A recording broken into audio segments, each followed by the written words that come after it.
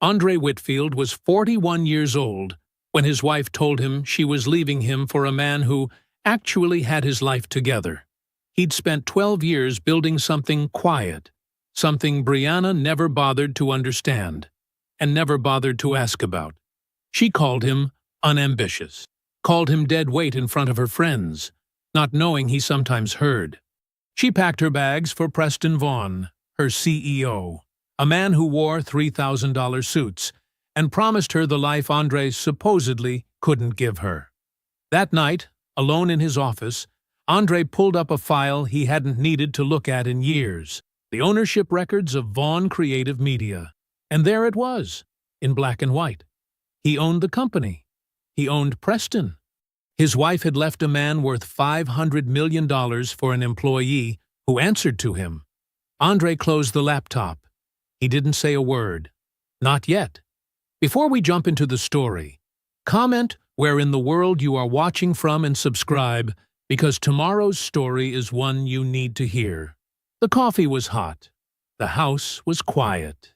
Andre Whitfield sat at the kitchen table with a mug in one hand and his phone in the other, scrolling through overnight market updates the way most men scroll through sports scores, numbers, positions, a small adjustment to a fixed income allocation he'd been watching for 3 days.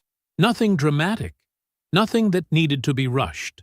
That was the thing about real money. It didn't move loud. The kitchen around him was clean, but plain. White tile that had yellowed slightly at the grout lines. A refrigerator with a small dent near the bottom handle from the time they'd moved it themselves, instead of hiring movers. A window above the sink that looked out onto a narrow backyard with a fence that needed painting. From the outside, it looked like the home of a man who was doing okay. Comfortable, maybe. Nothing more. That was the point.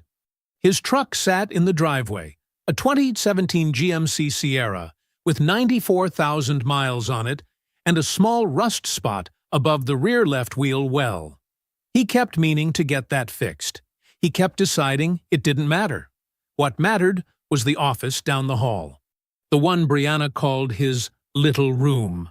12 by 12 feet of unremarkable space, with a standing desk, 2 monitors, a locked filing cabinet, and a direct line to the legal and accounting teams at Sterling Crest Holdings, the private investment fund he'd quietly built over 14 years, the one that currently managed just under $500 million in assets across 7 portfolio companies. Brianna didn't know about Sterling Crest. She knew he managed investments. She knew he worked from home. She thought that meant he was small. He'd never corrected her. She came downstairs at 7:43. He heard her before he saw her. The sharp click of heels on hardwood, the cloud of perfume that arrived a half-second before she did. She was dressed in a fitted blazer, the color of deep burgundy, tailored close at the waist. Her earrings were new. He noticed that. Small gold drops he hadn't seen before. "Morning," he said. She opened the refrigerator, stared into it for 4 seconds, closed it without taking anything. Then she picked up her keys from the counter. He looked up. "You eating? I'll grab something at the office." She was already checking her phone, thumb moving fast across the screen, a small smile flickering at the corner of her mouth before she caught herself and let it go flat. "Long day again?" "They're all long days, Andre." She said it without looking at him. Then she was gone. The front door closed behind her. Not a slam, just a click. Somehow that was worse. He sat with his coffee another minute. Outside, he heard his wife's leased Audi back out of the driveway. The car whose monthly payment came from her salary as marketing director at Vaughn Creative Media. A salary that, by his quiet estimate, did not fully account for the blazer, the earrings, or the perfume. He noted it, filed it, went to work. The souring hadn't happened all at once. That was the thing about 12 years. Things changed the way paint peeled. Slowly. In small pieces. Until one day you stepped back, and the whole wall looked different. It had started maybe 2 years ago. little comments at first. "Don't you want something bigger than this?" And "My co-worker's husband's just made partner." And the one that landed with the most weight. "I just thought we'd be further along by now." Further along. As if he'd been standing still. The late nights at the office had started 8 months ago. Once a week at first, then twice. Now it was 4 nights out of 7, and the explanations had stopped coming without him asking for them. His mother noticed before he let himself. 2 Sundays ago, family dinner at her house. Pot roast, too much salt, the same floral tablecloth she'd had since 1987. Brianna had sat across from him scrolling under the table the entire meal, phone hidden below the edge like a teenager. His mother, Loretta, had watched her for a long moment from the head of the table with the particular stillness of a woman who had seen a great many things and chosen her words carefully. After Brianna excused herself to take a call outside, Loretta set down her fork. "Something is wrong with your marriage," she said, simply, like she was noting the weather. "Mama, I'm not asking you a question. I'm telling you what I see." She picked her fork back up. "You do with it what you want." He'd told her she was reading into things. He'd driven home that night reassuring himself of the same. Brianna was stressed at work. Preston Vaughn ran a demanding shop. It wasn't unusual. He'd almost believed it. That evening, after dinner, Andre sat at the kitchen table with the laptop open to the shared bank account. A habit, routine, every 2 weeks. He moved through the charges the way he moved through everything, methodically, line by line. He almost scrolled past it. The Harlow Hotel. 289 words. Posted Thursday. Thursday. The night she said she'd been working late at the office. Andre stared at the screen. He didn't move. He didn't say anything out loud. He just read it again. And then again. He closed the laptop, set both hands flat on the table, and sat very, very still. Andre didn't move for a long time. The kitchen was dark except for the glow of the laptop screen. The house was quiet around him. No television, no music. Just the hum of the refrigerator and the sound of his own breathing. The Harlow Hotel. 289 hours. Posted Thursday. He read it one more time. Then he stood up, carried his mug to the sink, rinsed it, and set it in the drying rack. He turned off the kitchen light. He went to bed. He didn't sleep, but he didn't say a word. That was the difference between Andre and most men. He'd learned it the hard way, over years of watching deals collapse because somebody got emotional at the wrong moment. Feelings were real. He wasn't made of stone. But feelings without facts were just noise. And he refused to make noise until he knew exactly what he was dealing with. So he didn't confront Brianna. Not the next morning, when she came down in another new blouse and left without eating again. Not the day after, when she texted at 6:30 to say she'd be home late. He said okay. He made dinner for 1. He ate it slowly. And 2 days after finding the charge, he made a call. Marcus Webb worked out of a plain office above a tax prep shop on the east side of the city. No sign on the door. No website worth mentioning. He came recommended by Tobias, Andre's college friend and the attorney who handled most of Sterling Crest's quieter legal work. Tobias had said only 2 things about Marcus. He's thorough, and he doesn't talk. That was enough. "I need a week," Andre told him over the phone. "Movements only. Locations, times, who she meets, photos if there are meetings." "Understood," Marcus said. "Nothing else?" "Nothing else." That was all. The days that followed had a strange kind of stillness to them. Andre went about his routine.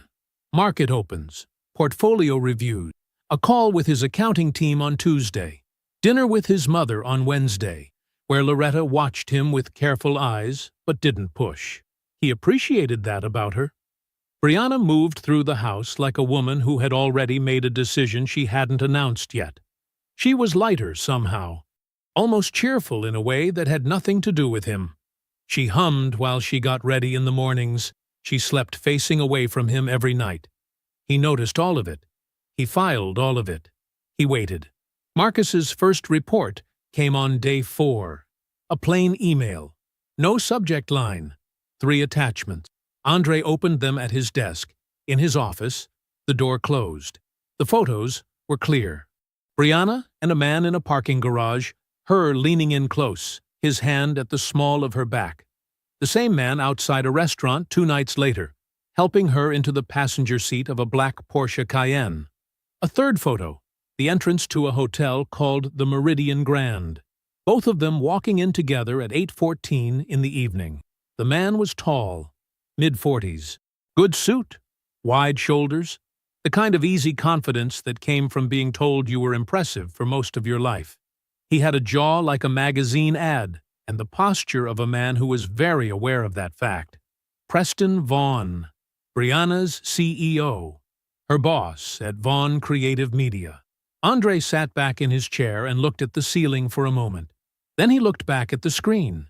He read Marcus's notes below the photos. Brief, factual. Marcus had done some background listening through a contact. Someone at Vaughn Creative who talked more than they should have.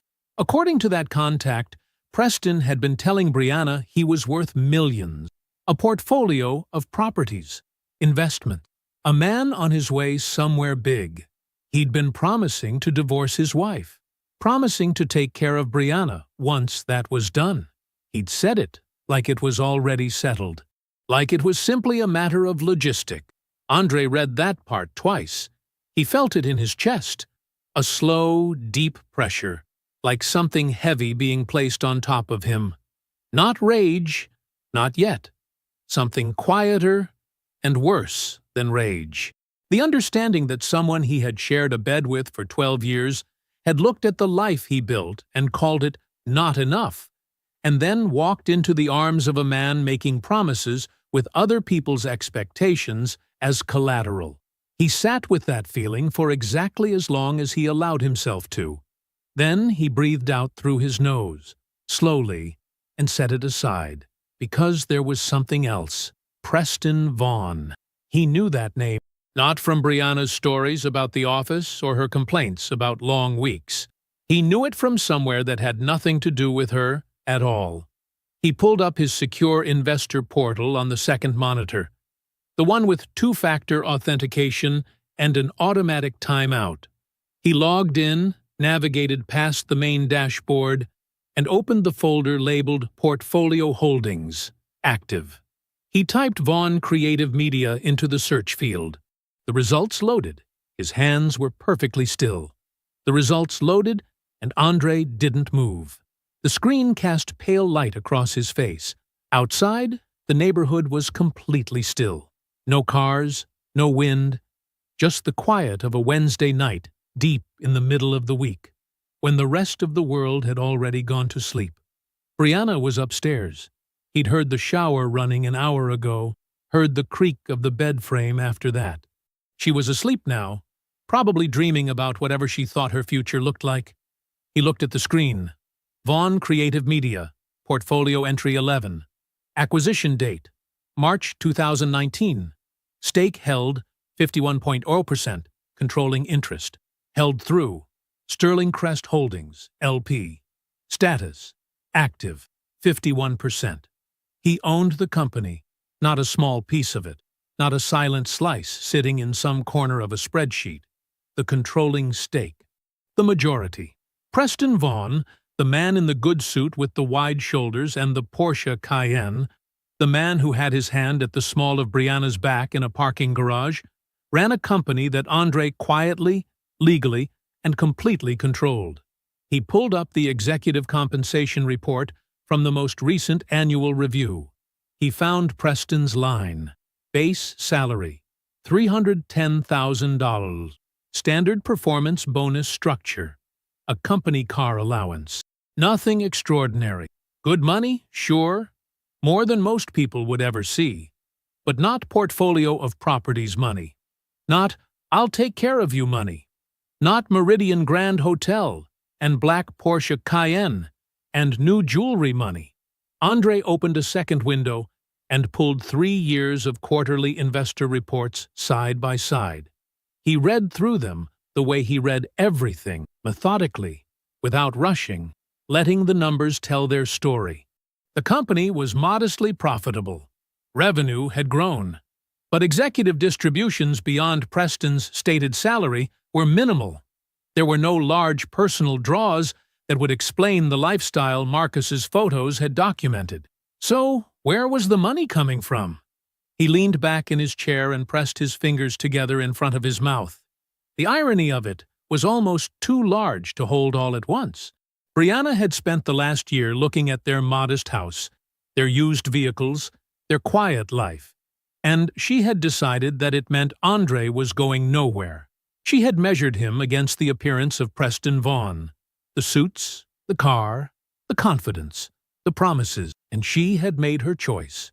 She had walked away from a man who controlled a $500 million fund. She had walked toward a man who answered to that fund. She had no idea. Not even close. Andre felt the weight of it settle across his chest, heavy and strange. It wasn't satisfaction. Not yet. It was something more complicated than that. The particular pain of being underestimated by someone who was supposed to know you better than anyone. 12 years, and she had never once asked, never dug past the surface. She'd seen the truck and the modest office and the plain routine, and she had filled in the rest herself. He had let her. That was on him, partly. He knew that. But letting her misread his life was one thing. Watching her hand herself over to a man who was running some kind of fiction, that was another thing entirely. Because the numbers in front of him were clear. Preston Vaughn was not what he was selling. His salary didn't support his lifestyle. His company didn't explain his spending. Something else was happening, and whatever it was, it had Brianna in the middle of it without her knowing. He closed the investor portal. He closed the compensation report. He sat in the dark for a moment and looked at his hands on the desk. Then he picked up his phone and called Tobias. It rang twice. "It's late," Tobias said. His voice was unhurried. He'd always been that way, calm at any hour, like a man who had decided long ago that nothing was worth panic. "I know," Andre said. "I need to talk." A short pause. "Give me a minute." Andre heard movement on the other end. A door closing. Tobias giving himself privacy. "All right," Tobias said. "I'm here." Andre told him everything. Not with emotion. Not with the weight of it bleeding into his voice. He laid it out the way he'd lay out a deal. The facts, the sequence, the evidence Marcus had gathered, the hotel charge that started it, the photos, what Marcus's contact had said about Preston's promises. And then the part that changed everything, the cap table. Sterling Crest's controlling stake. The compensation figures that didn't add up to the life Preston was projecting. Tobias was quiet through all of it. That was the thing about Tobias. He listened like listening was a skill he'd practiced. When Andre finished, the line held silence for a moment. "How do you want to handle this?" Tobias asked. Andre looked at the dark window across the room. His reflection looked back at him, faint and still. "I need you to help me find out exactly how Preston Vaughn affords the life he's selling my wife," he said. "And I need it done quietly." Tobias arrived at the Sterling Crest office at 7 in the morning, 20 minutes before Andre had even asked him to be there. That was Tobias. He showed up early, and he showed up ready.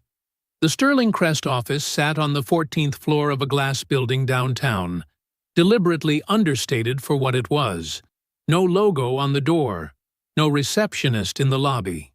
Just a frosted glass panel with a suite number, a keycard reader, and a long conference room inside with a view of the city that most people would have killed for.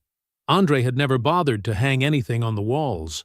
Tobias set his briefcase on the conference table and looked around the room the way he always did when he walked in, quickly, taking inventory. "This space never changes," he said. "Doesn't need to," Andre said. Tobias sat down. He pulled out a legal pad and a pen, the same way he always did. Like the act of writing things by hand kept them more real. "Walk me through what you want," Tobias said. Andre sat across from him. Between them on the table were two printed documents, the Vaughn Creative Media cap table and the executive compensation summary from the most recent annual review. Andre had highlighted nothing. He didn't need to. He knew the numbers by memory at this point. "I want a full audit," Andre said. "Run it through the investor relations channel. Frame it as routine due diligence, quarterly review, nothing unusual. They get those requests from Sterling Crest every 18 months. Preston's team won't question it. And the real goal? Find out where the money is coming from." Andre tapped the compensation sheet once. "His salary doesn't explain his life. I want to know what does." Tobias wrote something on his pad. "I'll bring in Raymond Coates. He's the forensic accountant I used on the Harlow situation 2 years back. Precise and quiet. He doesn't talk." "Good," Andre said. 2 weeks to get through the books properly? Take the time you need. I don't want gaps." Tobias nodded. He capped his pen and looked at Andre with the steady, direct look of a man who had known him for almost 20 years. "You doing all right?" he asked. It wasn't a soft question. It was a practical one. Tobias asking whether the personal side of this was going to create problems. "I'm fine," Andre said. Tobias picked up his pen again. "Then, let's get to work." The next 2 weeks moved slowly on the surface, and fast underneath. Andre kept his routine. He drove his truck to the office. He took his calls. He reviewed other positions in the Sterling Crest portfolio. He came home to a house that felt emptier than it had before. Not because anything had changed yet, but because he now saw it differently. The silence that used to feel peaceful had a different quality now. It had an edge to it. Brianna came and went. She was distracted. Bright in a way that had nothing to do with him. He watched and said nothing. Meanwhile, Raymond Coates worked through Vaughn Creative Media's books with the quiet focus of a man who understood that numbers didn't lie. Only the people recording them did. The first irregularity turned up in the client retainer accounts. Tobias sent the file on a Thursday afternoon, encrypted, with a short message. "Call me when you've read this." Andre read it at his desk with the door closed. The pattern was clean once you knew what you were looking for. Transfers out of client retainer funds. Money clients had paid the company in advance for services not yet delivered. Moving into a separate account labeled under a vendor name. Crestline Advisory Group. It sounded real. It looked real if you glanced at it quickly. But Crestline Advisory Group had no employees, no registered office address, and no evidence of any services rendered to Vaughn Creative Media. It existed on paper, and nowhere else. From Crestline, the money moved again, into a personal account registered to Preston Vaughn. The transfers went back 14 months. Small ones at first, 8,000 here, 12,000 there, then larger as the pattern held without anyone noticing. Over 14 months, the total came to a little over $340,000. Andre read the figure twice. Then he looked at the itemized list Coates had attached. Restaurant receipts matched to company entertainment accounts. Hotel charges, several of them at the Meridian Grand, where Marcus's contact had confirmed Preston and Brianna meeting. Jewelers, private car services, a weekend rental in the mountains in January, billed as a vendor relations retreat. It was all there. Every piece of the image, every part of the life Preston had been selling. None of it was real. Every bit of it was paid for with money that belonged to someone else, to clients who trusted his company with their funds. And ultimately, since Sterling Crest's stake made it the controlling owner of record, money that flowed back through Andre's own fund. Preston Vaughn had stolen from his clients. He'd stolen from the company. And in doing so, he had stolen from Andre. Andre called Tobias. "I've read it," he said. "Yeah," Tobias said. "Keep going. I want everything documented. Every transfer, every vendor, every receipt. Don't move yet. I want it airtight." Understood, Tobias said. How airtight are we talking? Courtroom airtight, Andre said. He ended the call and set his phone face down on the desk. Outside his window, the city moved in its ordinary way, people coming and going, unaware of anything. He sat still for a long moment and thought about a man in a good suit, building a life out of stolen money, and a woman who had looked at that life and called it the real thing. His phone buzzed. He turned it over. A text from Brianna. I'll be moving my things out by Friday. I think it's time I'm with someone who actually has his life together. I hope you understand. Brianna moved out on a Friday. She didn't ask for help. She had already arranged it. A moving company for the bigger furniture she was taking, and 2 trips in her own car for the rest. Andre stayed out of the way. He made coffee and sat at the kitchen table and watched through the window as she directed the movers with the easy authority of someone who had already mentally left months ago. She looked good. That was the honest truth of it. Her hair was done. She was wearing a cream-colored blouse he didn't recognize. Fitted and expensive-looking. Preston's taste, probably. Or Preston's money. At this point, the two were the same thing. Andre sipped his coffee and said nothing. It was when the movers took a break that she came inside. She moved through the kitchen and looked around, the way you look at a place you've already stopped caring about. Her eyes landed on Andre briefly, then slid away. I left the guest room furniture, she said. I figured you'd want something for when your mother visits. I appreciate that, he said. She opened the cabinet where they kept reusable bags and pulled out the last 2 she wanted. Then she paused at the counter, and he could tell by the way her shoulders settled that she was deciding whether to say something. She decided too. I know this is hard, she said, in a tone that wasn't actually tender. But honestly, Andre, this is better for both of us. You're comfortable doing what you do, and that's fine, but I need more than comfortable. He looked at her. Okay. That wasn't what she wanted. She wanted resistance. Or hurt.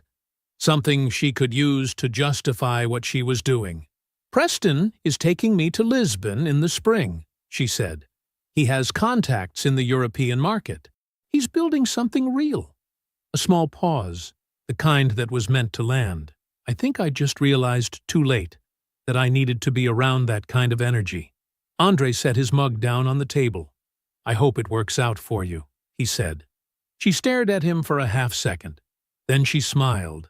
A tight, slightly confused smile like she was waiting for the rest of the sentence, and walked back outside. He watched her finish loading the car. She didn't look back when she drove away. Andre washed his mug, dried it, set it in the cabinet. Then he sat back down at the table and let the quiet of the house settle around him. It was different from the quiet of the last 12 years. This was cleaner, less weighted. It was the quiet of a problem fully defined, which was the necessary condition before a problem could be solved. His phone rang 40 minutes later. Unknown number. He answered. Mr. Whitfield? The voice was careful, professional, a woman. My name is Iris Cole. I'm the CFO at Vaughn Creative Media. I think we need to talk. They met 2 days later at a coffee shop 12 blocks from the Vaughn Creative offices. Neutral ground. Iris had chosen the location herself, which told Andre something about her. She was cautious. She had thought about it. She was already seated when he arrived. Early 40s, neat and composed, with the kind of precise posture that came from years of presenting in boardrooms. But her hands were wrapped tightly around her coffee cup, and she had chosen a table in the far corner with a clear line of sight to the door. Andre sat across from her. Thank you for reaching out, he said. She studied him for a moment. You're the investor review, she said. The audit request from Sterling Crest. That's you. That's my firm, he said. Standard due diligence. She nodded slowly, in a way that said she didn't entirely believe the word standard, but was willing to let it sit there for now. I found the transfers, she said. The Crestline account. I've known about it for about 2 months. I've been trying to figure out what to do. Her voice was steady but stripped down. If this surfaces, when this surfaces, I'm the CFO. My name is on filings. I need someone to understand that I had no part in it. Walk me through what you know, Andre said. She did. She had found the first transfer by accident, running a routine reconciliation. Then she had gone looking and found the rest. Same pattern Raymond Coates had reconstructed from the outside. Only Iris had the internal view. She could see the timestamps, the access logs, the exact accounts Preston had moved money through.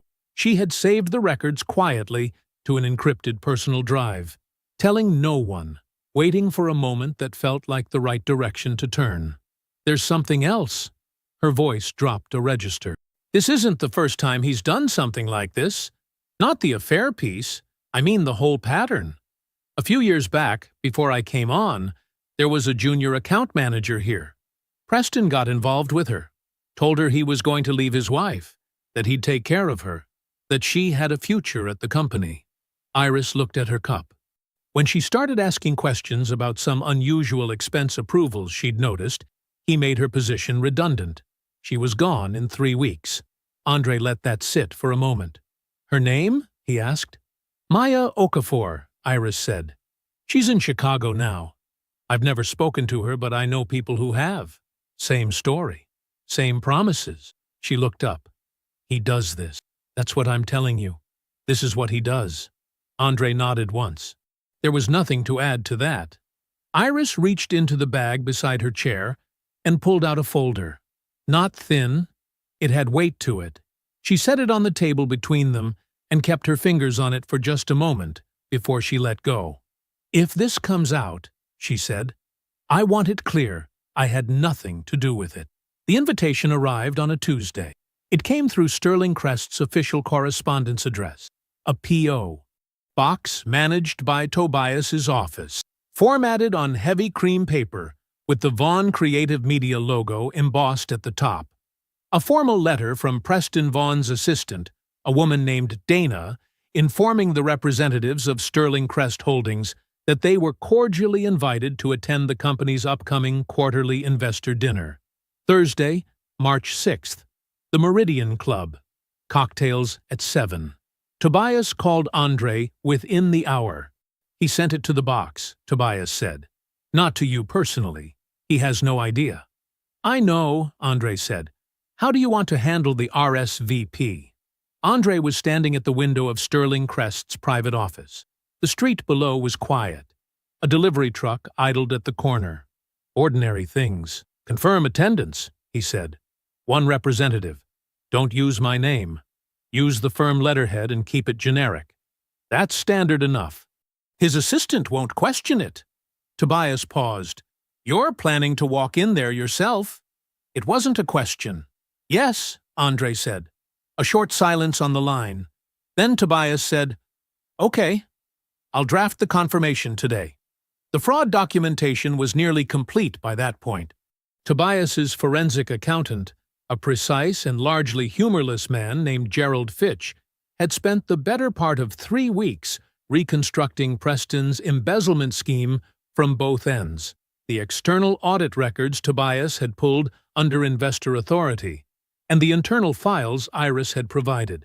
What Fitch had built was thorough, time-stamped transfers, falsified vendor codes, a spreadsheet that laid out every dollar Preston had moved from Vaughn Creative Media's client retainer accounts into a personal holding account he'd registered under a shell company called Crestline Advisory Group.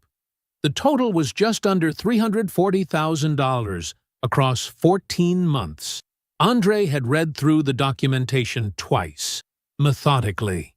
The way he reviewed any investment report, looking for gaps, inconsistencies, anything that wouldn't hold under scrutiny. There were none. Fitch was good at his job. It was on the second pass that Andre stopped. He was partway through the itemized transfer log, the column that matched each withdrawal to its corresponding downstream expense, when a charge number caught his eye. He cross-referenced it. Then he pulled up a second file from a different folder on his desk. He set them side by side. He looked at them for a long moment. The hotel charge from the shared bank account. The one he had found 2 months ago on a quiet Thursday night while paying bills. The Alderton Hotel, 408 Teals. The night Brianna had told him she was working late. It was in the log. Not just a matching amount. A direct trace. Preston had run the charge through a Crestline vendor code, buried inside a batch of falsified client entertainment expenses. Gerald Fitch had flagged it without knowing what it was. To Fitch, it was just another fraudulent transfer. To Andre, it was something else. He kept reading. The gifts were there, too. A jewelry purchase from a boutique in the Meridian District won $200. A dinner reservation at Castell, the kind of restaurant where the bill came with a sommelier and no printed prices, $640. Weekend at the Alderton a second time, 6 weeks after the first, $503. All of it run through Crestline. All of it traceable back to client retainer funds held in trust at Vaughn Creative Media. Andre closed both files. He sat very still for a moment. The office was quiet. The afternoon light came flat and even through the frosted window. He had known, in the abstract, that Preston's lifestyle was a fabrication. He had known the hotels and the dinners and the promises of Lisbon were paid for with stolen money. But knowing it in the abstract was different from seeing your own account number reflected back at you in a fraud log. Different from understanding that the night Brianna came home smelling like someone else's hotel soap. That specific night, that specific room, had been billed to a client retainer that flowed, ultimately, through Sterling Crest's capital. Preston had used Andre's own money to take his wife. He picked up his phone and called Tobias. "Gerald's log," he said when Tobias answered. "Page 9, transfers 11 through 15. Pull them up." A pause. The sound of keys. Then silence for a few seconds. "Andre." "I know," Andre said. Another pause. "This changes the exposure," Tobias said carefully. "As the fund's managing partner, you have direct standing to—" "I know," Andre said again. His voice was even. "That's why we're not waiting. The dinner is the moment." Tobias was quiet for a beat. Then he shifted into the register he used when things became procedural. Calm, precise, forward-moving. "Then I need a timeline," he said. "Board notification requires 48 hours minimum under the operating agreement. If the dinner is the 6th, I need to file the emergency session request no later than the 4th. "File it," Andre said. "And Tobias, I need 3 things ready before I walk into that room. Tell me." "Termination documents for Preston Vaughn. A criminal referral packet, ready to go to the DA's office the morning after. And confirmation from Iris that she'll testify before the board." The conference room at Tobias's law firm was small and deliberately plain. No artwork on the walls. A rectangular table with 6 chairs, only 3 of them used. A single overhead light that hummed faintly if the room stayed quiet long enough. It was quiet now. Andre sat at one end of the table. Tobias sat to his left. A stack of tabbed folders in front of him, each one rubber-banded and labeled in his careful handwriting. Iris Cole sat across from them both, her hands folded on the table, a mug of untouched coffee cooling near her elbow. It was 9:17 in the evening. Wednesday. One day before the dinner. Tobias opened the first folder. "Let's go through it in order," he said. "The way it'll be presented tomorrow." He walked them through each piece methodically, the way he always did. No drama, no unnecessary commentary. Just facts, in sequence, building toward something undeniable. The embezzlement records came first. 14 months of irregular transfers, reconstructed and time-stamped by Gerald Fitch. Every dollar Preston had pulled from Vaughn Creative Media's client retainer accounts, funneled through the Crestline Advisory Group shell account, then out into hotel charges and restaurant tabs and a jewelry boutique on the Meridian Strip. Fitch had cross-referenced every withdrawal against corresponding bank statements, and Tobias had attached an affidavit from Fitch himself, signed and notarized that morning, affirming the methodology and accuracy of his findings. $341,000 $218, Tobias said, tapping the summary page. Across 6 client accounts. 2 of them belong to Vaughn's longest-standing retainers. He looked at Iris. You can confirm the client relationships. I managed both accounts personally, Iris said. Her voice was steady. I can speak to the contract terms, the retainer balances, and the point at which the discrepancies began. That was April of last year. April, Andre repeated. He'd already known the number, already knew the month, but hearing it out loud in that room made it concrete in a way the spreadsheet hadn't. April was also when Brianna had started working later, coming home quieter, looking at him across the dinner table like he was a piece of furniture she'd stopped noticing. He didn't say that. He moved on. Next came Iris's signed statement. Tobias slid it across the table so Andre could see it. 4 pages, single-spaced, detailing the financial irregularities Iris had personally identified. The prior affair with the junior employee. The pattern of promises Preston made to women inside the company before discarding them. She had signed every page. A notary stamp appeared at the bottom of the last one. Iris watched Andre read it. I've been sitting on most of that for 8 months, she said.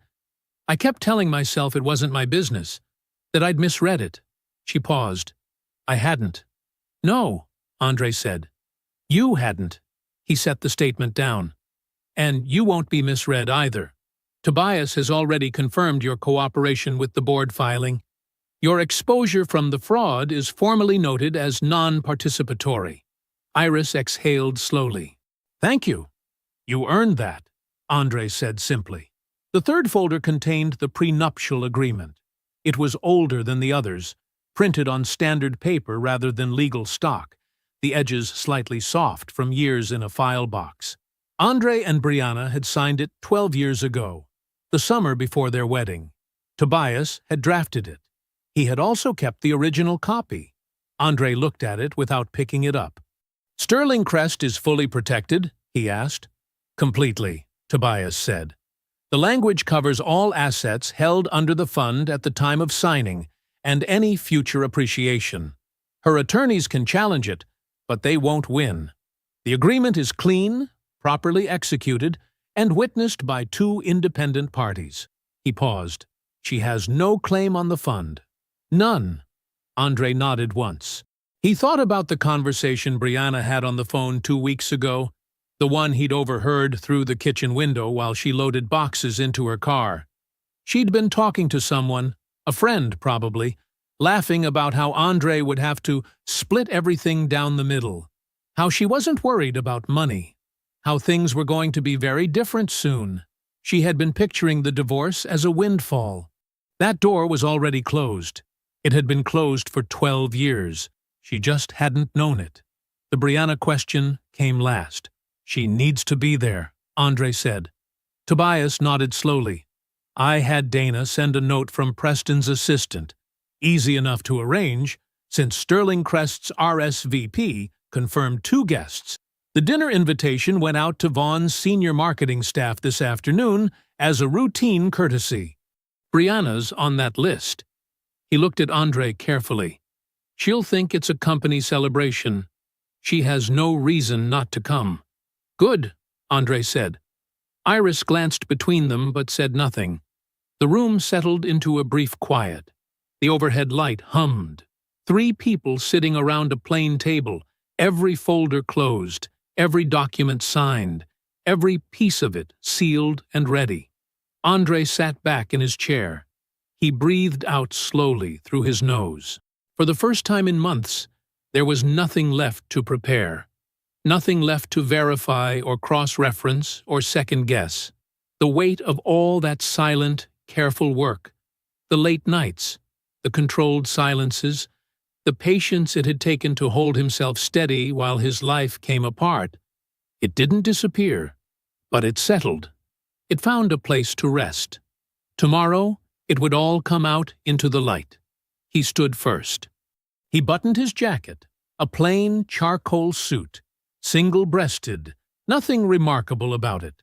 The same kind of suit he'd worn for years, The kind of suit a man wore when he didn't need the clothes to say anything on his behalf. Tobias stood across the table, gathering the folders into his briefcase with quiet efficiency. Iris pulled on her coat. Andre picked up his copy of the documentation. He tucked it under his arm. He looked at Tobias. "Let's go remind him," he said, "whose company he actually works for." The lobby of Vaughn Creative Media's headquarters was all glass and polished concrete. Recessed lighting ran along the ceiling in clean white strips. A large company logo, chrome letters against a dark gray wall, faced the entrance. Everything in the building said success in a loud, deliberate way. Andre walked in at 6:58. He wore the same charcoal suit from the night before. No tie, plain black shoes. He carried nothing except his phone and the small folded card in his breast pocket that identified him, formally, as Andre Whitfield, managing partner, Sterling Crest Holdings. Tobias walked beside him, briefcase in hand. A young woman at the welcome table looked up with a practiced smile and asked for their names. "Andre Whitfield," he said. "Sterling Crest Holdings." She found the name on her list. Her smile widened slightly, the way it does when someone important walks in, and you've been told to treat them accordingly. "Of course. Right this way, Mr. Whitfield." The dinner was held in Vaughn Creative Media's main conference suite, a wide room dressed up for the occasion. Round tables draped in white linen, centerpieces, a small bar cart near the back wall. Maybe 40 people in total. Board members, senior investors, a handful of company executives, and the marketing staff who had been invited as a courtesy. Brianna was already seated at one of the tables near the center of the room. Andre saw her the moment he walked in. She was laughing at something the woman beside her had said. Her wine glass halfway to her lips, relaxed and completely at ease. She hadn't looked toward the door. He didn't slow down. He didn't look away, either. He kept walking. Preston Vaughn was holding court near the front of the room, his back to the entrance, a glass of bourbon in one hand. He was mid-story, shoulders back, voice carrying, performing for the small cluster of board members around him. He wore a navy suit that fit well. His cufflinks caught the light. He turned when his assistant touched his arm and leaned in to say something. Andre watched the exact moment it happened. Preston turned, looked across the room, and found Andre's face. His expression shifted through several things very quickly. Recognition, confusion, and then something that looked like a man trying very hard to locate the ground beneath his feet. The bourbon glass dropped an inch before Preston caught it. He crossed the room. He smiled. It didn't reach his eyes. "Mr. Whitfield." He extended his hand. "Preston Vaughn. I have to say, it's a genuine pleasure to finally meet the man behind Sterling Crest. We weren't expecting you personally." "I know," Andre said. He shook the hand, firm, brief. Preston laughed quietly, the practiced laugh of someone buying time. "Well, welcome. This is a great evening for the company. Really glad you could make it." "I'm sure you are," Andre said. He moved past him toward his assigned seat at the head table. The dinner went smoothly. Courses came and went. Conversation floated around the room. Andre ate and spoke when spoken to, answered questions about Sterling Crest's direction with calm, measured answers. He was pleasant, unremarkable. Preston watched him from across the room the entire time. Andre could feel it. At 8:15, the board chair, a compact man named Gerald Osei, stood and introduced the quarterly company update. The scheduled portion of the evening where Preston would normally stand up and talk about growth projections and client wins and everything going right. Preston was halfway out of his chair when Andre spoke. "Gerald," his voice was unhurried, "if you don't mind, Sterling Crest has a brief matter to bring to the board's attention before the update." Osei looked at him, then at Tobias, who was already standing, briefcase open, folders in hand. Osei nodded once and sat back down. Andre stood. He didn't raise his voice. He didn't gesture. He spoke the way he always worked, clearly, without excess. He laid it out in order, exactly the way Tobias had walked them through the night before. $341,000 moved from 6 client retainer accounts through a shell entity called Crestline Advisory Group. 14 months of transfers, falsified vendor payments, a forensic audit conducted under Sterling Crest's due diligence authority, verified and signed by Gerald Fitch. He placed the documents on the table in front of O.C. and the 2 other board members seated beside him. Then Iris Cole stood up from her seat near the side wall. She had been there the whole evening. Quiet. Waiting. She confirmed every figure. She spoke for 4 minutes without notes, account numbers, dates, the specific retainer contracts affected. Her voice didn't waver once. The room had gone completely still. Preston stood abruptly. "This is—" He stopped, started again. "These numbers are taken out of context. This is an internal accounting discrepancy. It's being addressed. There's no—" "The transfers are time-stamped and traced to your personal accounts," Andre said. Calm, factual. "The documentation is in front of the board right now." Preston opened his mouth again. Osei held up one hand. He didn't look at Preston. He looked at the documents. The board conferred for less than 6 minutes in lowered voices. Then Osei looked up. "Effective immediately," he said. "Mr. Vaughn is suspended pending a full forensic investigation. Security will assist him out of the building." 2 men in dark jackets appeared at the edge of the room. Preston's voice rose. "You can't? This is my company." "It isn't," Andre said quietly. The room watched as the 2 men moved toward Preston. He was still talking, still insisting, his voice climbing toward something desperate and unconvincing, as they guided him toward the door. It was at that moment that Brianna looked up from her table. She had been watching Preston with wide eyes, tracking his removal across the room, trying to make sense of what she was seeing. And then her gaze traveled forward, past the board table, past the assembled investors, all the way to the front of the room, to the man standing there, in the plain charcoal suit, the one she had called unambitious, the one she had left. Her wineglass was still in her hand. Her face had gone the color of chalk. Andre looked at her. He didn't smile. He didn't look away. He simply let her see him, exactly where he was, exactly who he was, and let that be enough. Brianna moved fast. She cut through the cluster of people near the center tables, her heels sharp against the floor, her face tight with something caught between confusion and fury. The room parted for her. People stepped back, sensing what was coming. She stopped 6 feet from the board table. "Andre!" Her voice came out louder than she probably intended. A few heads turned. "What is going on? Why are you up here?" He looked at her. "Why are you standing up there like you—" She stopped, looked around at the board members, at Tobias, at Iris standing near the wall. "What is this? Sit down, Brianna. Don't tell me to sit down." She stepped closer, lowering her voice just slightly. "What are you doing here? How do you even know these people?" Andre picked up the small identification card from the table in front of him.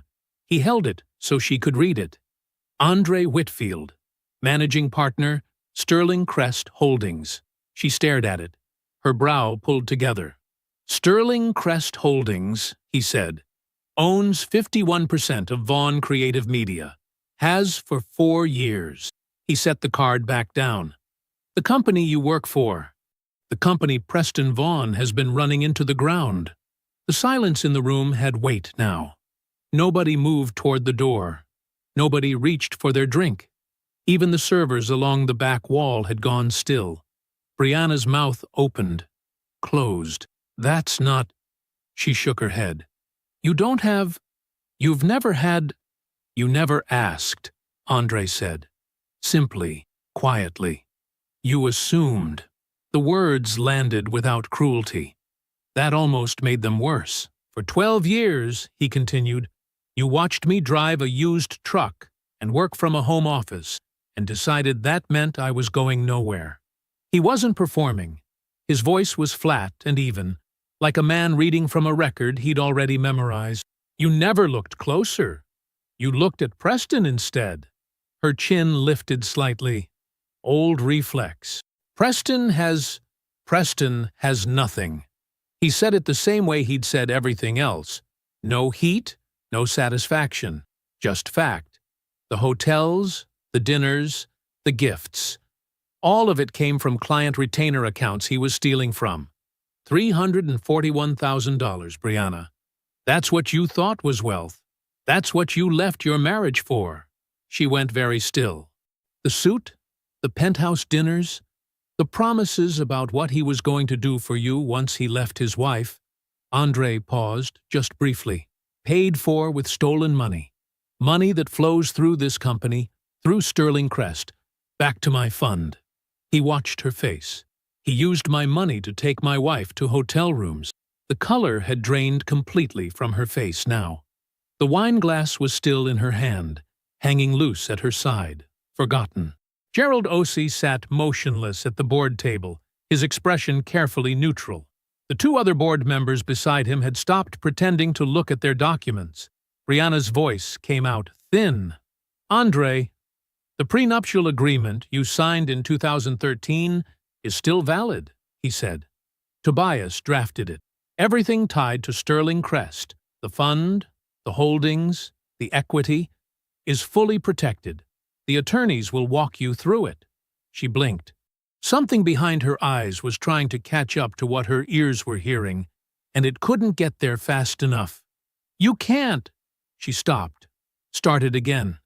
"You can't just—" "You moved out 8 days ago," Andre said. "You told me you were leaving for someone who had his life together. He let that sit for one beat. I hope you find what you were looking for." He meant it plainly, not bitterly. That was the worst part. Brianna looked around the room, at the board, at the investors, at Iris Cole standing against the wall with her arms folded, at the faces of the people who had been watching and listening and who now knew everything. Every face told her the same thing. There was no version of this that she walked out of looking like anything other than what she was. A woman who had gambled on a fraud and lost everything she didn't know she had. Her mouth pressed into a line. Her eyes went bright with the early warning of tears she was clearly refusing to let fall. Andre buttoned the single button on his jacket. He looked at Gerald Osei. "The board has everything it needs. Tobias will remain available for any follow-up questions." Osei nodded. "Thank you, Mr. Whitfield." Andre stepped away from the table. He walked past Brianna without stopping. He didn't slow down. He didn't look back. He moved through the quiet room in the same plain charcoal suit he'd worn for 30 years of days that never looked like anything from the outside. Steady, unhurried, exactly himself. The glass doors of Vaughn Creative Media's lobby caught his reflection as he pushed through them. For 1 second, he could see the room behind him. Brianna was still standing where he'd left her, surrounded by people who all knew exactly who she had chosen and exactly what that man had done. Andre walked out into the night. The news broke on a Tuesday. By Wednesday morning, Preston Vaughn's name was in 3 industry newsletters, 2 financial blogs, and 1 short piece in a regional business journal. The headline in the last one read, "Vaughn Creative Media, CEO suspended amid embezzlement investigation." By Thursday, it had been updated. Suspended became terminated. By the following Monday, it read something worse. Andre read none of it twice. He already knew the numbers. He already knew the names. He'd handed the criminal referral packet to the district attorney's office the morning after the board meeting, and Tobias had filed the civil claims before noon. The rest, the public unraveling, the headlines, the industry gossip, was just the world catching up to what Andre had confirmed weeks ago in a quiet office, with a spreadsheet and a cup of cold coffee. Preston's wife filed for divorce 11 days after the board meeting. Her attorney released a short statement. Preston released nothing. There were photographs of him leaving his own building carrying a cardboard box, taken by someone with a phone and poor timing.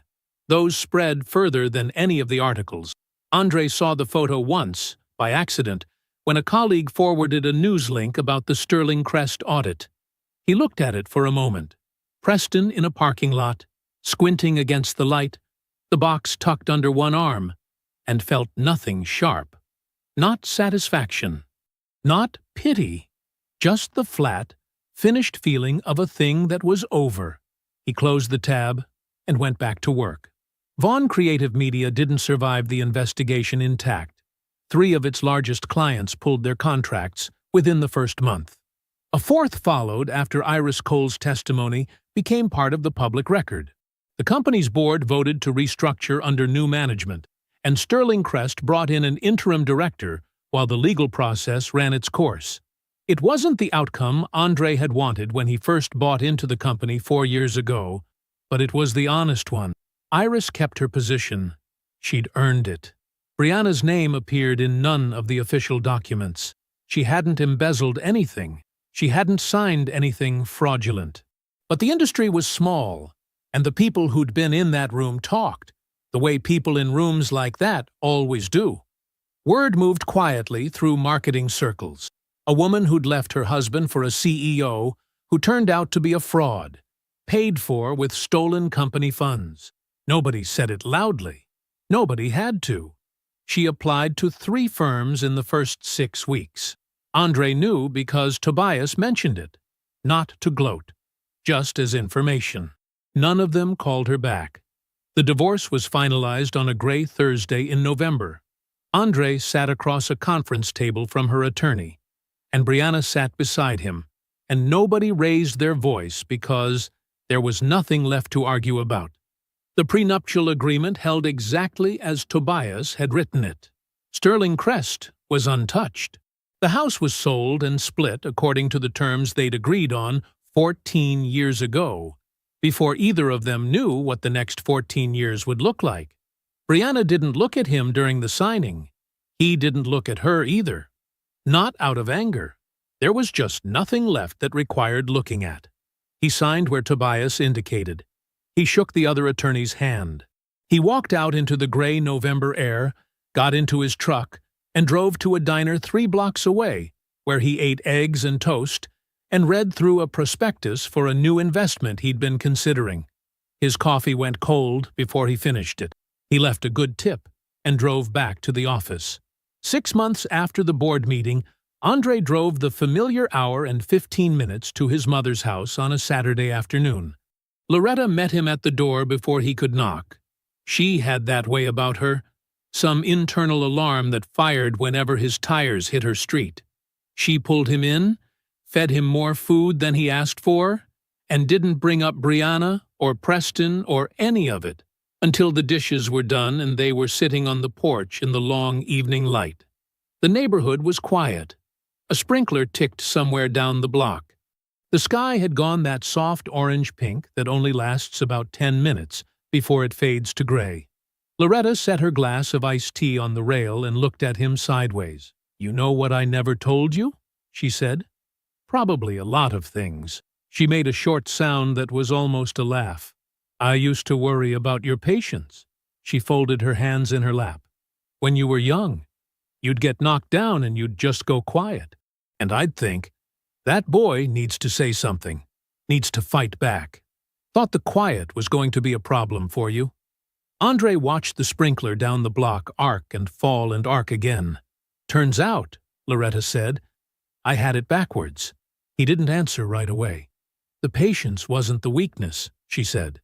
"It was the whole thing. That was always you." Andre turned that over slowly. The way you turn over something you've carried a long time and finally set down somewhere, you can actually see it. He looked out at the street. The pink had gone out of the sky. The light was softer now, dimmer, easier to sit in. He thought about the hotel charge on a laptop screen, the cap table, the folder Iris handed him, the boardroom, the glass doors, and Brianna's reflection getting smaller as he walked away. He thought about all the years he'd been underestimated by the person who was supposed to know him best. And for the first time since all of it started, he didn't feel the quiet ache of that.